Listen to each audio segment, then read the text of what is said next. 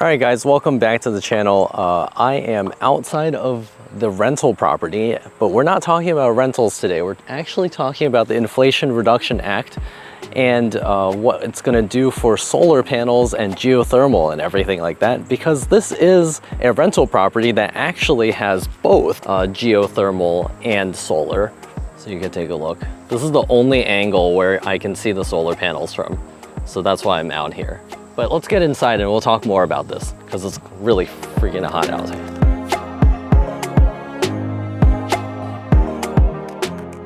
All right, guys, as you can see, I'm not in my normal spot today.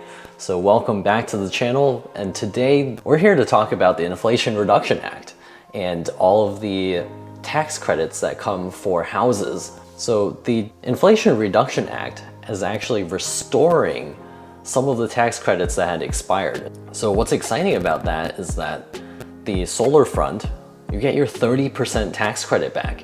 And I have to tell you what a good deal solar power is. Let's talk about today's numbers, because solar panel prices have fallen a lot over the years and the incentives have really changed to kind of match that, so that we're not giving those crazy incentives for something that's already so low cost. So let's take a 6 kilowatt solar system, for example, today. So that'll run about $15,000 to $16,000 depending on which installer you have and where you are, stuff like that. Now, if we do that and take a 30% tax credit, it comes out to be about $10,850. And that system will generate about 7,000 kilowatts of electricity a year. We're kind of going off of Maryland numbers. So if you're further north, it'll be less. If you're further south, you'll be more. So in Maryland, it's about worth $945. So that alone makes this investment worth about 8.7% a year. And that's not accounting for the increase in value to the home or accounting for inflation of the electricity cost year over year. Now, Maryland, in addition to that, you get a $1,000 state grant, and you also get a $280 SREC credit approximately for the first 5 years. Maybe it goes longer, we'll see what happens. So if we just take into account the state grant, that means the investment yield goes up to 9.8%. What investment can do that? Nothing. No other thing can do 9.8%. You know, there's nothing else, maybe except for that I-bond thing, but that'll change over time. This is basically guaranteed for the next 25 to 30 years. So if you account for the increase in electricity costs, by year 10, it'll be yielding about $1,100, which is about 11.6%. So solar panels, such a good deal right now. You should go ahead and do it right away. It should be your next investment if you own a home. Now, other efficiency projects are also covered under the 30% tax credit.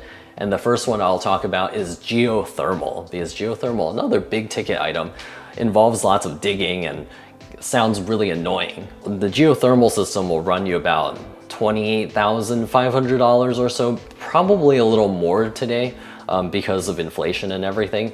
I did mine in 2016, so I'm kind of going off of those numbers, so take that with a grain of salt. You'll need to talk to an installer near you, but the 30% tax credit gives you $8,550 off of that. And then in Maryland, you get another $3,000 grant from the state. That puts it at $16,950.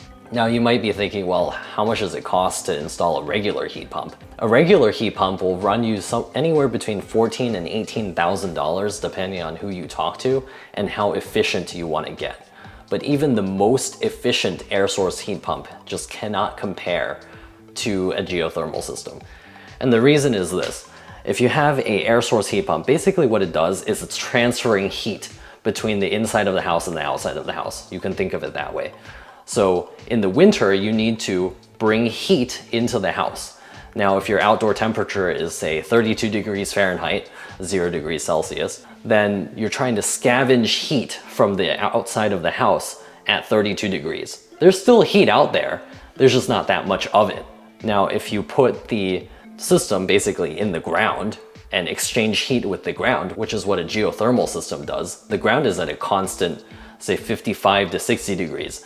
That is so much more heat to be able to scavenge.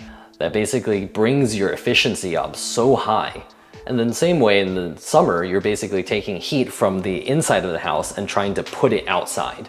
You can take your indoor heat and put it into 90-degree weather, or you can take your indoor heat and put it in the ground, which is at 55 to 60 degrees. That's so much more efficient. That's gonna happen so much easier. So we've kind of established that the two systems after incentives, especially in Maryland, cost about the same. Now, the geothermal system, it's all electric, so I'm gonna basically compare it against an all electric system. If you have oil heat, the geothermal is gonna beat that by so much. I'm not entirely clear on gas heating costs, but my impression is that it is quite high, but I won't speak to how much it costs to use gas heat. So if you use a regular heat pump, an air source heat pump, your average electricity cost for a house this size using all electric will cost you like $23,400. The geothermal system for the whole year, $910. So that's a difference of $1,400 or $1,430. Now the next thing is that the air source heat pump, it'll need to be changed out. It can be pretty annoying, takes a day, no heat or no AC during that process. And that needs to happen every 12 to 15 years. So geothermal, on the other hand, that only needs to happen every 25 to 30 years. So in the time frame of a geothermal system needing me to change it out, the air source heat pump, you'll have replaced it once. So over 25 years, the air source heat pump will cost you $87,000 to operate, including the change out of the system. And the geothermal system will only cost you $39,000 to operate because it'll last that much longer. So in my mind, if you have the land available to do a geothermal system, you should do it. There's no reason not to do it. It's just so much cheaper to operate. We can take a look at the geothermal system. Let's go take a look at the geothermal system, and then we'll come back and talk about heat pumps. All right, so here's the geothermal heat pump. This is the whole unit. There's nothing outside. So you see here, this is the main blower unit. This is where the air comes in and then it gets blown up and out. This over here is the pump station. The pump station carries the water into these pipes and it loops into the outdoors. So it goes from here into the pipes and it goes out into the yard over here. And basically the water gets cooled or heated to the temperature of the ground by looping through. And then it goes into the unit right here in order to cool the coils or heat the coils, depending on what season it is. And that's how the geothermal heat pump works. And this unit is super quiet because everything is inside. It doesn't really need that much power just because of how efficient it is. And then right next to it, I have the heat pump water heater. And you see the fan here because it's scavenging heat from the air indoors. And also as a side benefit, not the main benefit of the geothermal system, you see these pipes here?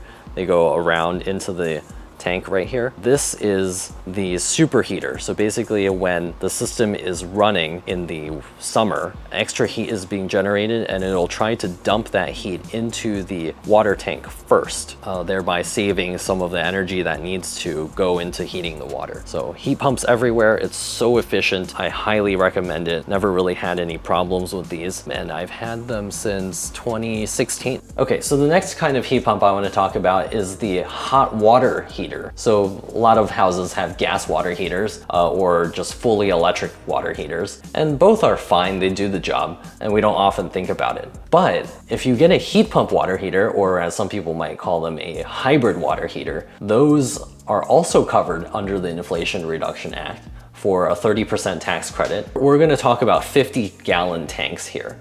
Just for the sake of comparison. So if you need larger, they have larger. You could get an 80-gallon. If you need smaller, you could get a 40-gallon. But a 50-gallon hybrid water tank will cost you $1,700, and then you pay $450 to install it. Now you're thinking, whoa, okay, that's over $2,000 to get this installed. So at the moment, the utility around here is offering $700 of a rebate to put that in. And then additionally, the federal government has now passed the 30% tax credit, so you can take another 30% off of that. So to install a hybrid water heater, it will cost you $805, just about. Now you might wonder, so how much does a standard water heater cost if it was electric? So you go to Home Depot and you find a 6-year warranty water heater. It's $525, and it'll probably cost about $400 or so to install it. Maybe $450 also if the guy quotes you the same as a heat pump water heater. So that comes to $925. So your standard water heater is now more expensive to get versus the heat pump water heater. So that kind of sucks. Now you might wonder, what's the cost difference in operation? That's what we're about. We want to minimize our operating cost. The standard electric water heater costs you about $400 to $450 to operate. The heat pump water heater will cost you between $110 and $160 to operate a year. And then you have gas water heaters at $290 to $325 or so. That's a big difference between the heat pump water heaters and the other guys. So even if you had to rip out a standard water heater ahead of it dying, you make back the difference in 2.5 years, and the heat pump water heater will last 10, 15 years. So no brainer as well. So the next thing that the Inflation Reduction Act does is for low and moderate income households. So the low to moderate income households have unfortunately missed out on a lot of the incentives over the years. So in this case, they're going to target them by offering retrofit credits. So if you can prove that the house will save 20 to 30% of the energy using modeling systems, then you'll be able to get a $4,000 or up to 80% of the project cost for things like insulation to heat pumps and things like that. So such a good deal. Talk to your utility to see if you could get an auditor out there to see if you qualify for any of these things. And finally, the last thing is other home efficiency projects, such as exterior doors. You get $250 per door for a maximum of 2 doors. So if your house has, I don't know, 20 doors, hopefully not, you can only do 2 a year. And then the next thing is the windows. So windows are kind of an iffy efficiency project. So if you have single pane windows, oh yeah, go ahead, change them all out. If you have dual pane windows, this may not be the first project that I would tackle. So the federal government will give you $600 up to $600 per window, or up to 30% of the cost for a maximum of $1,200 a year. So, good deal if you need new windows. So this part of the bill will really actually help reduce inflation. Why? Because if you install all of these things, you'll save so much money on an energy that over the years you'll be able to spend that money on something else, thereby insulating you from further inflation. So I feel like this is a great way to start greening the US and getting us on the right track to tackle climate change, which has become such a big problem. We could see the floods and the fires and droughts. Europe is burning, basically. It's crazy.